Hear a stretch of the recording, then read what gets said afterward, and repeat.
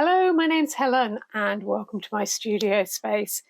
This week I am going to be having a pretty non-scientific comparison with two different sorts of printing inks. I'm going to be looking at Caligo Safewash etching ink and the Akua Intaglio ink, and just comparing which one I like better, which works better for me in my little studio setup here. So yeah, let's have a look, see how I get on.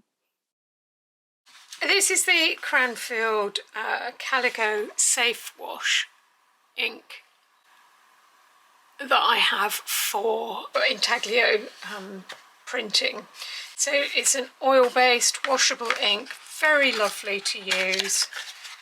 Didn't have any problems with the actual use of it. My issue is the drying time. So I was finding that these inks take a long time to dry, and even the relief ink takes a long time to dry. So I wanted to try something else. I have in front of me here a box from Hand Printed. I have had another little treat. So let's have a look what we've got. I don't want to show my address label, but I like to open boxes as neatly as possible, which is that terribly sad? Okay, so in here, beautifully packaged, with lots of lovely brown paper to play with for later, is my first Akua ink, Akua Intaglio ink. So both of these are Safewash. This says it's great for intaglio etching, monotype, relief and colograph printmaking. So it's basically a good all-rounder. So this one is, I don't know what the Cranfields are made with. They're oil-based, but what oil it is, I don't know. The Akua inks, and I think their parent company is Speedball, are made with soy oil. So again, they're oil-based Safewash inks. And I just thought I will have a go with the Akua to see whether or not that dries quicker than the Caligo ink. And yeah, so that's what I've done. I've had a little play with both of them, and I will share the results with you. When I opened this, there was a layer of oil on top, so I'm going to give it a stir. And see how, just to make sure that's all mixed in. It does seem to be very liquid, very smooth. So I'm just going to dab that off. I have an old tile here, which I put my ink on. So this is just a wall tile. The ink does seem to have gritty bits in it. It doesn't feel gritty, it looks gritty. So I don't know whether that's going to make a difference. I'm just going to see if they will smoosh out a bit, or whether it just doesn't make a difference. Maybe that would have smushed out a bit more if I'd have used one of my metal palette knives instead of the plastic one, I don't know. Okay, so I just kind of wanted to show you these. I'm not going to do anything with them, but these are prints that I did at a workshop on the 22nd of March. Today is now the 19th of April. So 4 calendar weeks ago. This was with the Caligo etching ink but in blue. Okay, so these have been drying, they've been pressed, they've been drying between pieces of paper, they've been hanging up on my hanging drying rack, and I can still, I don't know if you can see that, I can still get some blue on my fingers from these prints. Can I show it better with some kitchen paper? So clean bit of kitchen paper, I'll use my other hand, not that one,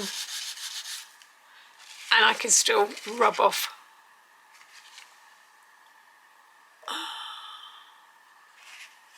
some blue from here. So 4 weeks and I can still, the ink is still transferring. So that was with the Cranfield. These are some prints I did last night, yesterday afternoon, and I did them with the Akua. So let's choose one that I don't mind messing up. So I've still got these interleaved between pieces of newsprint. This one didn't quite work out so well, so let's have a look at this one. And so this was printed yesterday, and I can get a little bit of ink off of here, but not a lot. I really rub it. Is it rubbing onto here? I'm really having to push quite hard to get that. So that was yesterday, but they feel dry. At a light rub, I'm not getting anything on my hands. So this, for me, is a much drier inking and printing process than using the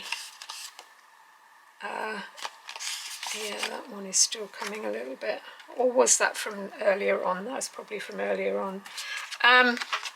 So yeah, the Akua is being much easier to use. Its drying time is much better. I would never be able to do that the day after printing something with the Caligo. 4 weeks later, and I'm still smudging it. So yeah, so for me, that is the reason why at home I'm going to be using the Akua a bit more than the Cranfield, the Caligo.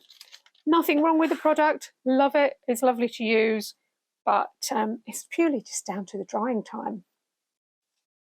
So there you go, that's me. That's my non-scientific trial of a couple of printing inks, and yeah, I just thought I'd share that with you. I didn't want it to be a product review type thing, but yeah, I just wanted to know for my own benefit, is one better for the other? And yeah, I think it is. So at the moment, I'm favouring the Akua Intaglio ink. It's easy to use. It does wash up easily, and it dries very quickly. I've put a little label on the top of my lid here. Since buying this, I have read somewhere that it's not good over acrylic paint. So that's something that I just need to be aware if I'm using any collage papers underneath any printing, that this one might not go over acrylic collage paper, acrylic Chencollet. Yeah, that's just something to be aware of there. What I haven't read one way or the other for the Caligo, so I don't know how that would work. But I've got two here. This, if you're working in a print studio setup, the Caligo is probably, a very lovely ink to work with. And if you've got the drying space and lots of drying racks and stuff, then yeah, It's what works for you. And for me at home in my little studio here, at the moment, the Akua seems to be working for me. So that's it for this week. So as always, thank you very much for watching. And if you're finding my content valuable, please like and subscribe. It does help the magic YouTube algorithm feed this content out to other viewers. So as always, thank you very much again for watching, and until next time, bye for now.